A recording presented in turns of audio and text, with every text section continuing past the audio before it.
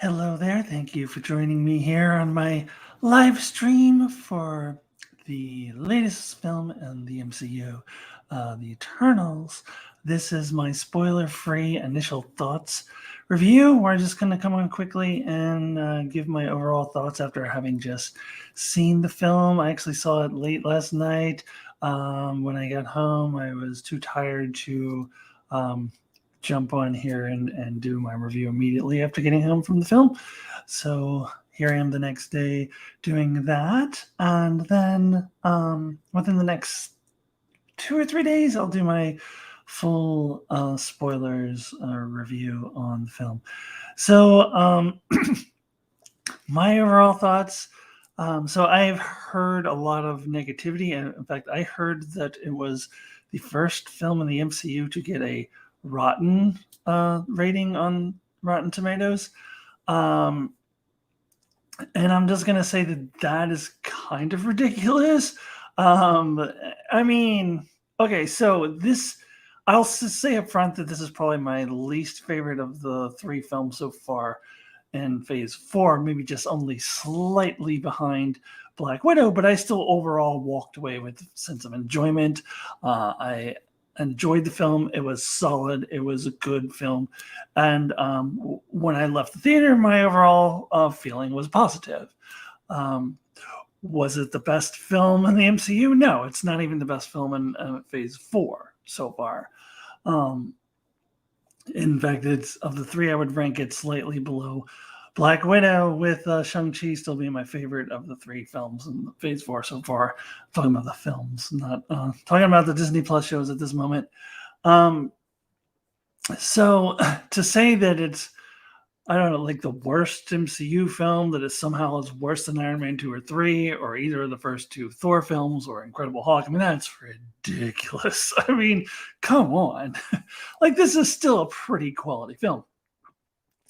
Now, I'll get into some of the things that I didn't like about it. I had a couple main issues with the film, why I would say that it is probably lower ranked for me than either of the other two Phase 4 films. I'll get to that in just a minute. But as far as reasons to like the film, it was first of all very visually stunning. The Celestials looked really cool. If you're familiar with the Celestials at all from the comics, which I vaguely remember, but they looked fantastic. And this had a really good, really interesting story that ties in to the cosmic realm of the MCU. So we're looking at the greater universe beyond just Earth. Yes, and I know we've seen Guardians of the Galaxy, we've seen space aliens and villains in space and those sorts of things, but it all kind of went back to Earth. Now we're starting to see the Earth is just like this tiny little drop in the ocean, and we're starting to see the greater context of the universe in the MCU, which is always the way it was in the comics. That there's this greater universe out there. Earth is really, really insignificant in the grand scheme of things, and we're really starting to see that for the first time in the MCU. And I found that to be very interesting. I also found this story with these characters to be very interesting. There is a couple of plot twists in here that I also found to be very interesting as well. And I think the plot twists work really well for the story. So I think overall it was a good story. I think that a few of the characters are well developed.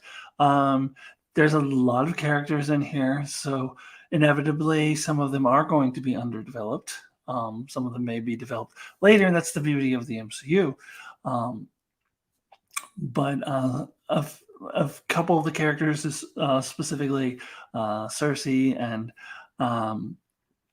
Cersei and Rob Stark. It is so funny to me that we have, and actually we have Jon Snow in this movie saying, "I love you" to Cersei. He's like, "I love you, Cersei." And like, that's so weird.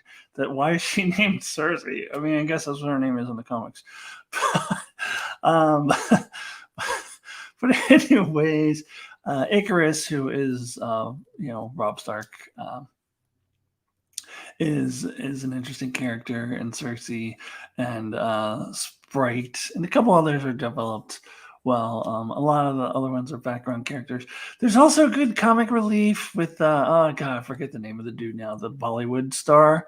He has this valet who a lot of people say is their favorite character in the movie. This Indian dude who just provides comic relief. That all worked very well for me. Yeah, and as I said, I walked out of this film with an overall sense of enjoyment. I like this movie. Um, Now, as far as why I would say it's probably my least favorite of these four films so far is um, so it's for one thing, it's slow. The pacing of this film is not good. So this film has the classic trope of the let's get the band back together, which I don't have any problem with that trope, but it takes almost the entire movie to get the full band back together. I swear to God, it's more than three-quarters of a way through the movie before they all come back together again. Now, we do know about these characters through a lot of nonlinear storytelling and flashbacks, things like that, which I actually think that aspect of it worked very well. But as far as getting the band back together, it took like the whole movie. And I just felt it just speaks to the general slow pace of the film, which I think was completely unnecessary. I think they could have let's speak. I think they could have sped things up a little bit and still develop the characters. And then my biggest disappointment of this film is the aforementioned Jon Snow, Kit Harington, who's playing a character, Dane Whitman, who will eventually in the MCU become the Black Knight, and they kind of set up for that. The Black Knight was a mainstay in the Avengers back in the day when I was most in the comic books, which was like in the 80s and 90s. The Black Knight was like a main Avenger, like he was on all of the Avenger comics. So I very clearly remember the Black Knight, and he's played by Kit Harington. So I was looking forward to him in this film, and he is barely in the movie, like barely. I mean, hardly at all. I had heard the opinion that you could have removed him from this film completely and nobody would notice and it wouldn't change the film in the slightest. And I 100% agree with that point of view. Like you could have just plucked him right on out of the film and it would have been completely meaningless. It wouldn't have mattered at all. So clearly the purpose of him even being in there at all is just to kind of plant the seed of this character. The Black Knight most likely is eventually going to become a big part of the MCU, just as he was a big part of the Avengers in the comics. So they wanted to go ahead and slip him in there, introduce him, get him primed for bigger things to come in the later MCU. And honestly, I don't agree with that decision. I think let's save the Black Knight for when you can spend some time with him. Or alternatively, I think it works to introduce characters like that to set them up for bigger things later, more in Disney Plus shows. I'm thinking what they did with Julia Louis-Dreyfus's character, Val Valentina, whatever her name is. She barely appears in The Falcon and the Winter Soldier, and they just kind of toss her in the post-credit scene of Black Widow. But I think that sort of thing works in like a 6 to 8 hour long Disney Plus series. I think if you wanted to do that with the Black Knight, maybe I don't know, you throw him into Moon Knight or She-Hulk or something like that. If that's how you want to introduce him. But to take a 2.5 hour film, which I know that sounds like long for a movie, but 2.5 hours compared to like 6 to 8 hours for a Disney Plus series is nothing. 2.5 hour film to take up valuable screen time with this character that really is completely inconsequential to this particular film, I don't think was a good decision. I think sometimes with the MCU, when you're creating this larger universe, you kind of have to balance looking at the larger universe of the MCU, while also at the same time keeping your eyes on the ball with the film that you are focusing on. So, and the characters that you're focusing on for that particular film. And I feel like, unfortunately, that the Dane Whitman character is, if anything, is a distraction. They do use him in the post-credit scene, and that's all I'll say about that. I don't want to spoil it, but one of the post-credit scenes, there's two of them. And they're clearly setting up for bigger and better things for this character in the future. I feel like they should have done that elsewhere. She does not fit in this film. And that was a big disappointment for me, because not only am I a Kit Harington fan, I'm a Black Knight fan. So I was looking forward to it, and I think they may as well have saved this character for later. And I kind of wish they did. So that was a huge, huge disappointment for me. And overall, there were too many characters. The Eternals, you gotta have them. You gotta have all the Eternals. I'm okay with focusing on just a few of them and leaving some of them to be less focused on. I was disappointed too in the Makari character, who's like a Quicksilver, Flash type person with super speed, who is deaf, which I find that extremely interesting, that they would have a deaf character, especially a deaf Eternal. Why was there a deaf Eternal? But I find that really interesting. Again, barely in the movie.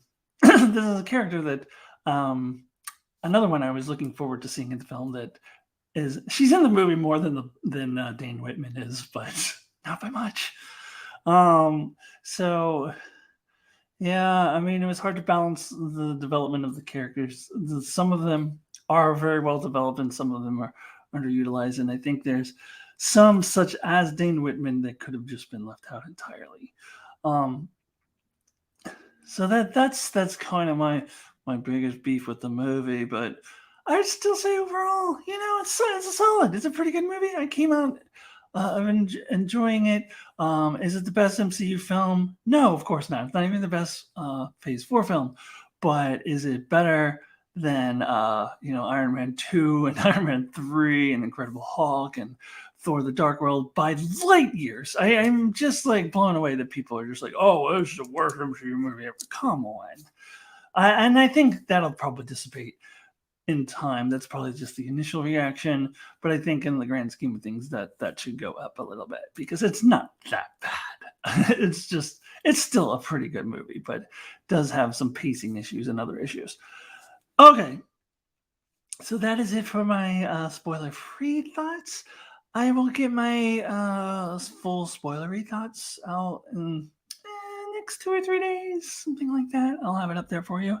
So thank you so much for watching, and I will see you soon. Goodbye.